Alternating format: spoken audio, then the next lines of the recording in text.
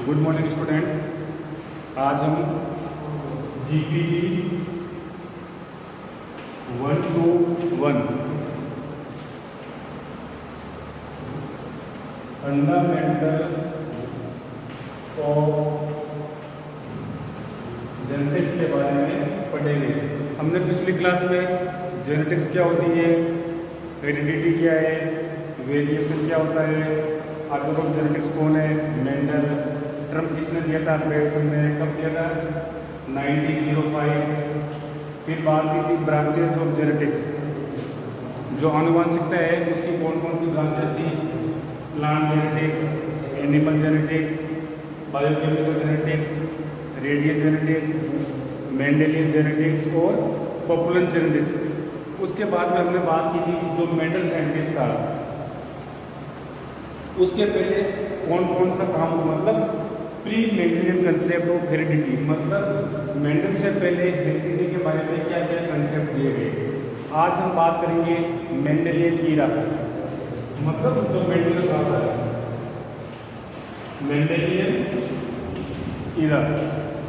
तो इसका मतलब है मेंडल ईरा का मतलब है जब से मेंडल ने वर्क किया और जहाँ तक वर्क किया उसके बीच में जो जो काम हुआ उसको बोलते हैं मेंडल का युग। इसका मतलब है Gregor John Mendel he was A Austrian botanist. कहने का मतलब है जो मेंडल था एक ऑस्ट्रिया कंट्री है, उसका बॉटनिस्ट था, वहाँ का बॉटनिस्ट था। वो led the foundation of the genetics, मतलब उसने फाउंडेशन जो जेनेटिक्स है उसको लेड किया था। And he work with garden pea, जो मेंडल था उसने गार्डन पी पे वर्क किया था, he work garden pea and some important law of heredity. कहने का मतलब है जो मेंडल साइंटिस्ट था एक ऑस्ट्रिया नाम की कंट्री है, वहाँ का रहने वाला था और वो बॉटनिस्ट था। उसने हेरिडिटी के रिलेटेड दो लॉ दिए थे। एक था लॉ ऑफ सेग्रीगेशन,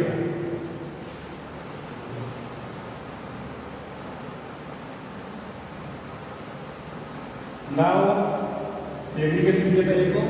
दूसरा था लॉ ऑफ इंडिपेंडेंट असॉर्टमेंट, स्वतंत्र अपयून का नियम, लॉ ऑफ इंडिपेंडेंट असॉर्टमेंट और लॉ ऑफ सेग्रीगेशन। बाद में बताते हैं for this pioneer work he is rightly called as father of genetics. Mendel ने जो ये दो लॉ दिए, law of segregation and law of independent assortment, तो इसके इस पायनियर वर्क के लिए इसको फादर ऑफ जेनेटिक्स कहा गया। इस work on two law of segregation and independent is called father of genetics.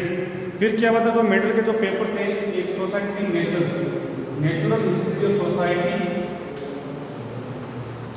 Natural history society 8 February and 8 मार्च को 1863 के अंदर प्रोसीडिंग जनरल में 8 फरवरी एंड 8 मार्च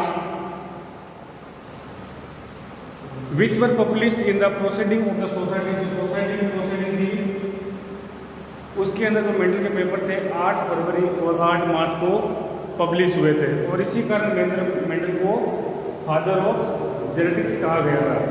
और इसने किस चीज़ के काम किया था, डिस्कवर ऑफ वायरस और इसके साथ 3 साल केस थे। 3 मेंडल केस थे, Paul coherence, Hugo de Vries और में 3 साइंटिस्ट थे जो मेंडल के कलीग थे, जिन्होंने क्या किया था, जो मेंडल के लॉ थे उनकी रीडिस्कवरी की थी। तो मेंडल के 3 कलीग थे, Paul coherence, Hugo de Vries, colleague थे। इन्होंने मेंडल की डेथ 1884 में मेंडल की डेथ होने के बाद में इन्होंने प्रूव किया था कि जो मेंडल ने लॉ बताया था, लॉ ऑफ सेग्रीगेशन और लॉ ऑफ इंडिपेंडेंट असॉर्टमेंट है, ये दोनों करेक्ट है। कि मतलब जो पेरेंट के करेक्टर है वो क्रॉस में जाते हैं। जैसे मान लो मेंडल के फर्स्ट में red into white of flower थे, क्रॉस किया, F1 में रेड डोमिनेट हुआ, उससे वापस उसका बेक जो F1 क्रॉस नहीं आती है तो उसका वापस पेरेंट से क्रॉस करते हैं तो उसको बोलते हैं बेक क्रॉस। अब हम बात करते हैं पॉल कोरेंस की। ये क्या था, एक डच कंट्री का बायोलॉजिस्ट था, डच टेस्ट है और ये वहाँ का बायोलॉजिस्ट था। तो he was a Dutch biologist and geneticist, biologist के साथ में ये जेनेटिशियन था। He was a Dutch biologist and geneticist, he rediscovery independently, मतलब स्वतंत्र, इंडिपेंडेंटली बट साइमल्टेनियसली,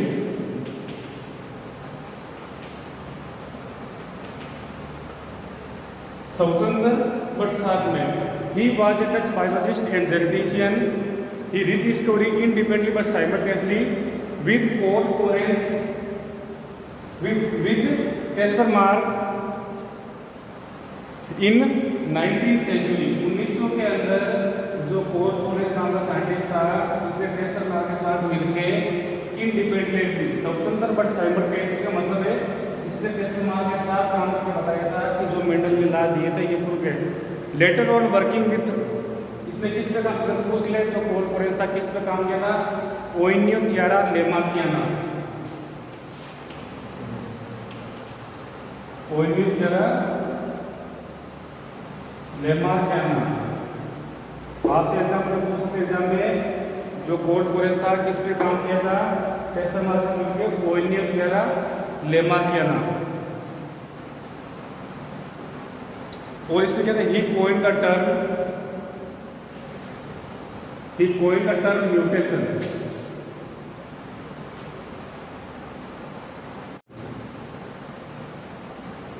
अभी हम बात कर रहे थे जो 3 साइंटिस्ट थे जिन्होंने मेंडल के लॉ की डिस्कवरी की। तो फर्स्ट था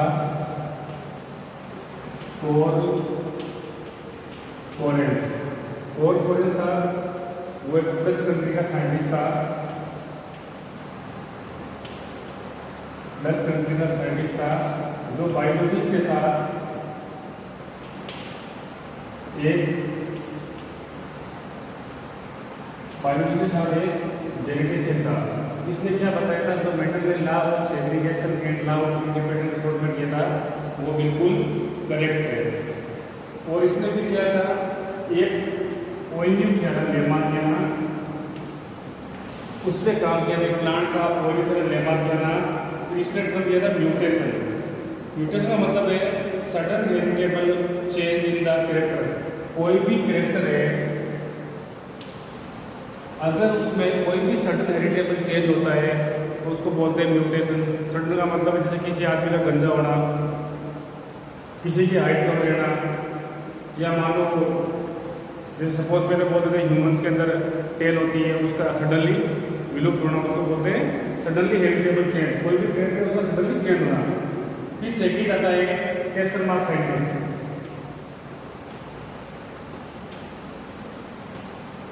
ये क्या था, he was an Austrian botanist and geneticist. ये भी था ऑस्ट्रियन कंट्री का था, जहाँ से मेंडल बिलोंग करता था। He was an Austrian geneticist and botanist. He was one of the co-discovery of Mendel classical paper on the garden pea. जो मेंडल के पेपर गार्डन बी में पब्लिश हुए थे उनको को-डिस्कवर या रीडिस्कवर किया geneticist working with garden pea. इसने भी गार्डन बी में काम किया था, जिसमें मेंडल ने काम किया था working on garden pea. Tschermak show a cross reference to Mendel work and found the his result were an agreement with the finding of Mendel. जो मेंडल का फाइंडिंग निकालता रिजल्ट का वो सेल का सेल जो है टेसरमार्क ने सोवियत के अंदर सेल ईयर, मतलब उसी ने भी 1900 के अंदर सेल ईयर इन 1900।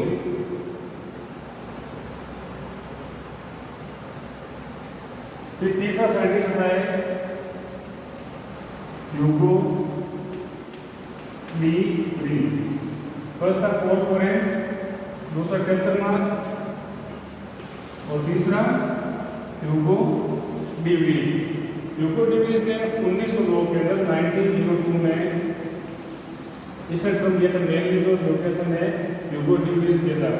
1902 में ह्यूगो डी व्रीज ने विकास का उपवर्तनवाद, मतलब म्यूटेशन थ्योरी ऑफ इवोल्यूशन, अगर ऐसा भी पूछ रहे हैं mutation theory of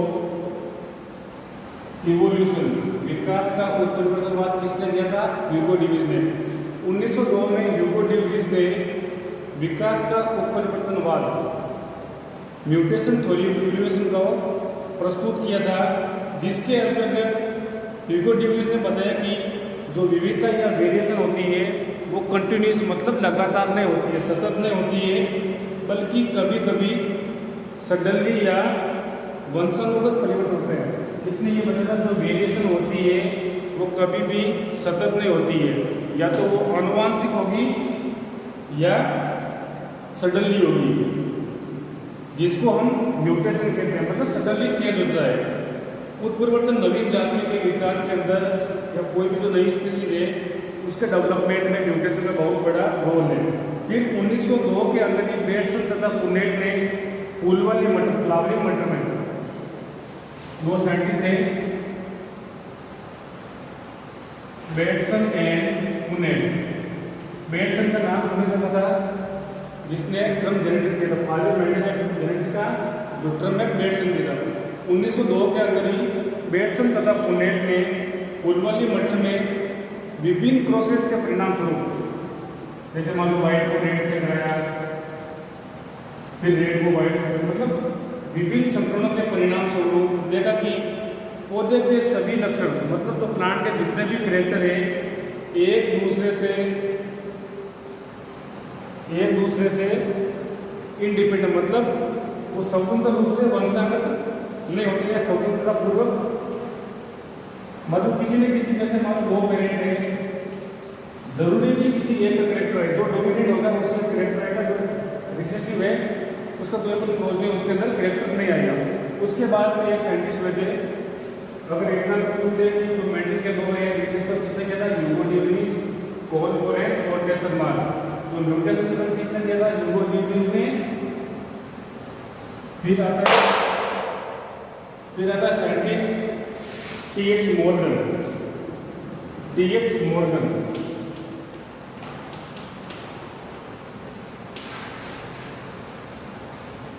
Morgan and his colleagues, मतलब उसके साथी TH. Morgan and his colleagues. TH. Morgan तथा उसके साथियों ने, मतलब उसके जो कलीग्स थे, 1910 में बताया कि कुछ लक्षणों का साथ साथ वंशागत होना मेंडल के स्वतंत्र अपील नियम का अपवाद नहीं है। कहने का मतलब है कुछ लक्षण, चाहे कोई भी दो लक्षण है, उनका साथ साथ वंशागत होना मेंडल का जो लॉ ऑफ इंडिपेंडेंट असॉर्टमेंट है, स्वतंत्र अपील का नियम है, जिसको हम बाद में डिस्कस करेंगे। जो लॉ ऑफ इंडिपेंडेंट असॉर्टमेंट, स्वतंत्र अपील का नियम है, उसका अपवाद नहीं है, बल्कि ये एक सामान्य प्रोसेस है। मतलब कोई भी जो दो लक्षण साथ साथ वंशागत हो रहे हैं, ये मेंडल का जो लॉ ऑफ इंडिपेंडेंट असॉर्टमेंट है उसका अपवाद नहीं है, बल्कि ये एक नॉर्मल प्रोसेस है। इस क्रिया को मॉर्गन ने सेल का नाम दिया। तो आपसे पूछ ले, लिंकेज नाम किसने दिया था, टी.एच. मॉर्गन ने। लिंकेज का मतलब होता है सेल का। अगर आपसे पूछ ले व्हाट इज लिंकेज, मतलब tendency of two or more gene, मतलब प्रवृत्ति, tendency of two or more gene remain constant generation after generation, मतलब जो दो या दो से अधिक जीन है, जो उनकी टेंडेंसी है या आवृत्ति है, frequency of two or more genes remain constant generation after generation. जैसे एक पीढ़ी से दूसरी पीढ़ी में जाएगा, उसकी जो टेंडेंसी है वो कांस्टेंट रहेगी या स्थिर रहेगी। मॉर्गन ने सर्वप्रथम सिद्ध किया कि स्पेशल लक्षणों वाले या विशिष्ट लक्षण विशिष्ट गुणसूत्रों पर उपस्थित होते हैं, मतलब जो स्पेशल कैरेक्टर है वो स्पेशल क्रोमोसोम पर उपस्थित होते हैं। उन्होंने एक मत की थी जिसका नाम था ड्रोसोफिला। अगर आपसे पूछते हैं मॉर्गन ने किसने काम किया था, ड्रोसोफिला नाम की एक फ्लाइट थी। मॉर्गन ने सबसे पहले प्रूव किया था कि विशिष्ट लक्षण विशिष्ट गुणसूत्रों पर उपस्थित होते हैं। उन्होंने ड्रोसोफिला जो मक्खी थी या ड्रोसोफिला फ्लाई है, उसमें बहुत से जीन्स की गुणसूत्रों पर स्थितियों का पता लगाया। जो गुणसूत्र होते हैं उसमें जो जीन स्थित हो रहे हैं, उसका सबसे पहले पता किसने लगाया था, टी.एच. मॉर्गन ने पता लगाया, तथा गुणसूत्रों के आनुवंशिक मेल भी तैयार किया। उससे जो जेनेटिक मेल किसने तैयार किया, मॉर्गन ने। गुणसूत्र जीन पे लोकेटेड होते हैं, उसका मेल किसने तैयार किया था, टीएच मॉर्गन ने। मॉर्गन ने ही क्रोमोसोम थ्योरी ऑफ हेरेडिटी आपसे पूछ लें, क्रोमोसोम थ्योरी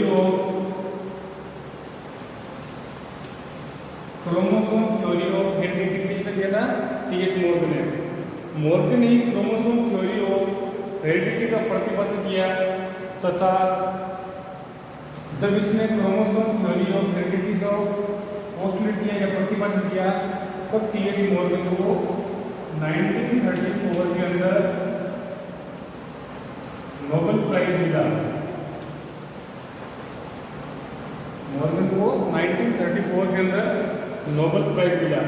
उसके बाद में साइंटिस्ट आता है Bateson and Punnett, Bateson William and Punnett. याद रखना बेटसन कौन था जिसने जेनेटिक्स टर्म दिया था।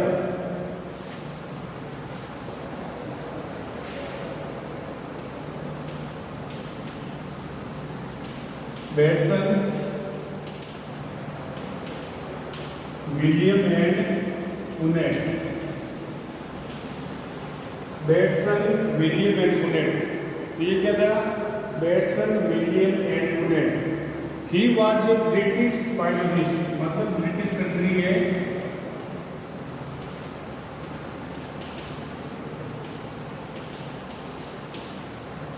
He was A British biologist who coined the term genetics in 1905। जो बेटसन नाम साइंटिस्ट था, he was a British biologist, he coined the term in 1905। Batson is a British biologist, he coined the term genetics in 1905। Batson translated Mendel paper from German into English language।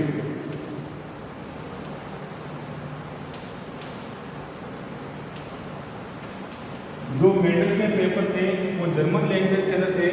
फिर Bateson ने किया था जो Mendel के paper थे उनको German language से English language में ट्रांसलेट किया। German into English and become Mendel champion in England. फिर क्या बता जो मेंडल के पेपर इसमें इज चैंपियन ऑफ इंग्लैंड। कोई मेंडल ने बताया लाओ सेग्रीगेशन ये होता है, लाओ इंडिपेंडेंस, उसको जब इंग्लिश में आया तो मतलब पता is champion in England. He worked with Gordon Pee and discovered the phenomena of linkage। इसने भी Gordon Pee में काम किया था and phenomena of linkage which is known as result of closely located on gene। इसने क्या किया था? जो closely located जीन होते हैं, जीन on chromosome, जो क्रोमोसोम पे लोकेटेड होते हैं। He also demonstrated that in the certain characters are governed by 2 or more genes। इसने क्या किया था? बेटसन ने कुछ जीन जो कुछ करेक्टर होते हैं वो 2 या 2 से ज़्यादा जीन से गवर्न होते हैं। तो इसमें यह याद है जो बेटसन था इसने क्या किया था? फादर ऑफ जेनेटिक्स है, बायोलॉजिस्ट था, ब्रिटिश। इसने जो मेंडल के पेपर थे जर्मन लैंग्वेज से इंग्लिश में कन्वर्ट किया था। इसने क्या बताया था? कोई भी जो करेक्टर है वो 2 या 2 से ज़्यादा जीन से गवर्न होता है। फिर बात आती है पुनेट की। पुनेट वाज ए इंग्लिश जेनेटिशियन या ब्रिटिश है।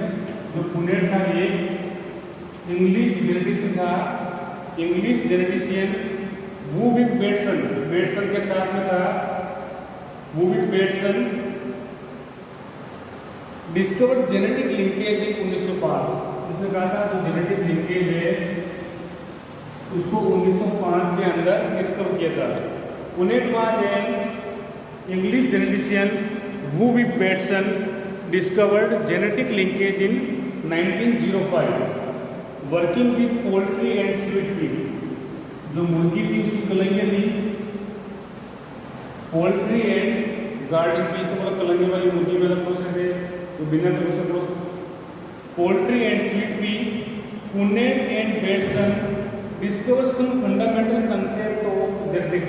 जो पुनेट और बेटसन थे इन्होंने कुछ जो जेनेटिक्स थी उसके फंडामेंटल कंसेप्ट दिए थे, जैसे लिंकेज दिया था,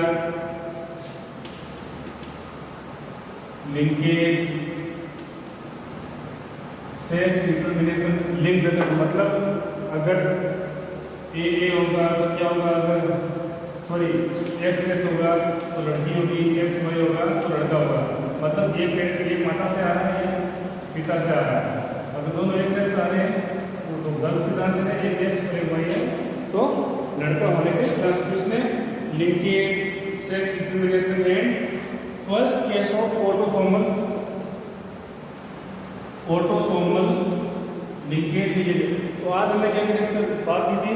जो बेटसन था कौन था, जेनेटिशियन था, उसने जो मेडिकल के पेपर थे उनको जर्मन से इंग्लिश लैंग्वेज में ट्रांसफर किया था। उसके बाद में पुनेट आया था।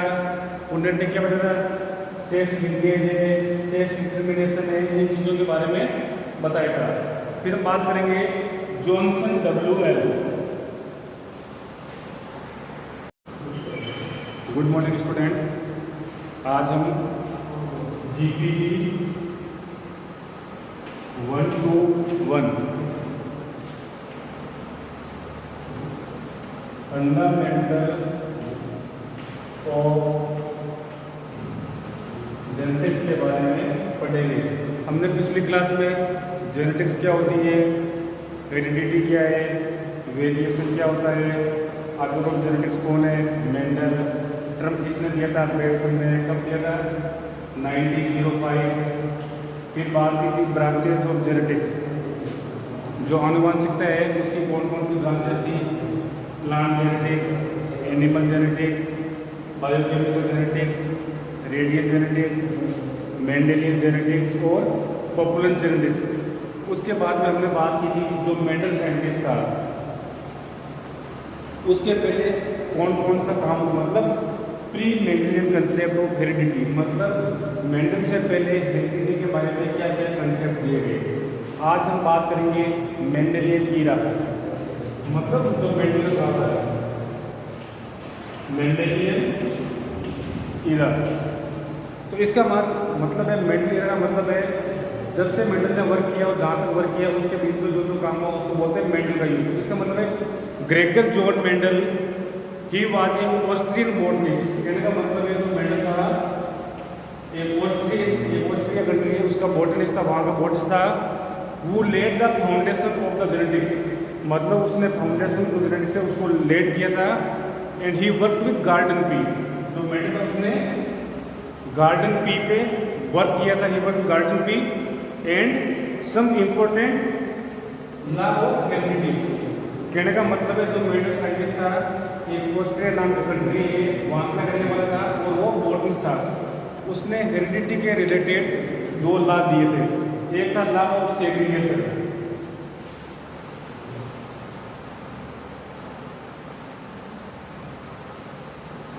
लॉ ऑफ सेग्रीगेशन दिया था एक को। दूसरा था लॉ ऑफ इंडिपेंडेंट असॉर्टमेंट, स्वतंत्र अपील का नियम, लॉ ऑफ इंडिपेंडेंट असॉर्टमेंट और लॉ ऑफ सेग्रीगेशन। बाद में बताते हैं for this pioneer work he is rightly called as father of genetics. Mendel ने जो ये 2 लॉ दिए, law of segregation and law of independent assortment, तो इस पायनियर वर्क के लिए इसको फादर ऑफ जेनेटिक्स कहा गया। इस work on 2 law of segregation and independent is called father of genetics. फिर क्या हुआ था, जो मेंडल के जो पेपर थे, एक society natural history society 8 February and 8 मार्च को 1865 के अंदर प्रोसीडिंग जनरल में 8 फरवरी and 8 March which were published in the proceeding of the society. जो सोसाइटी की प्रोसीडिंग थी उसके अंदर जो मेंडल के पेपर थे 8 फरवरी और 8 मार्च को पब्लिश हुए थे और इसी कारण मेंडल को फादर ऑफ जेनेटिक्स कहा गया था। और इसने किस चीज़ का काम किया था, डिस्कवर ऑफ वायरस और इसके साथ 3 सारे केस थे, 3 मेंडल केस थे, Paul coherence, Hugo de Vries और ऐसे में 3 साइंटिस्ट थे जो मेंडल के कलीग थे, जिन्होंने क्या किया था, जो मेंडल के लॉ थे उनकी रीडिस्कवरी की थी। तो मेंडल के 3 कलीग थे, Paul coherence, Hugo de Vries, तो लिखते इन्होंने मेंडल की डेट 1884 में मेंडल की डेट होने के बाद में इन्होंने प्रूव किया था कि जो मेंडल ने लॉ बताया कि लॉ ऑफ सेग्रीगेशन और लॉ ऑफ इंडिपेंडेंट असॉर्टमेंट है, ये दोनों करेक्ट है। कि मतलब जो पेरेंट के करेक्टर है वो क्रॉस में जाते हैं। जैसे मान लो मेंडल के फर्स्ट में red to white of flower थे, क्रॉस किया, F1 में रेड डोमिनेट हुआ, उसने वापस उसका बे क्रॉस, जो F1 क्रॉस नहीं आती है तो उसका वापस पेरेंट से क्रॉस करते हैं तो उसको बोलते हैं बेक क्रॉस। अब हम बात करते हैं कोल कोरेंस की। ये क्या था, एक डच कंट्री का बायोलॉजिस्ट था, डच टेस्ट है और ये वहाँ का बायोलॉजिस्ट था। तो he was a Dutch biologist and geneticist, biologist के साथ में ये एक जेनेटिशियन था। He was a Dutch biologist and geneticist, he rediscovery independently, मतलब स्वतंत्र, इंडिपेंडेंटली बट साइमल्टेनियसली,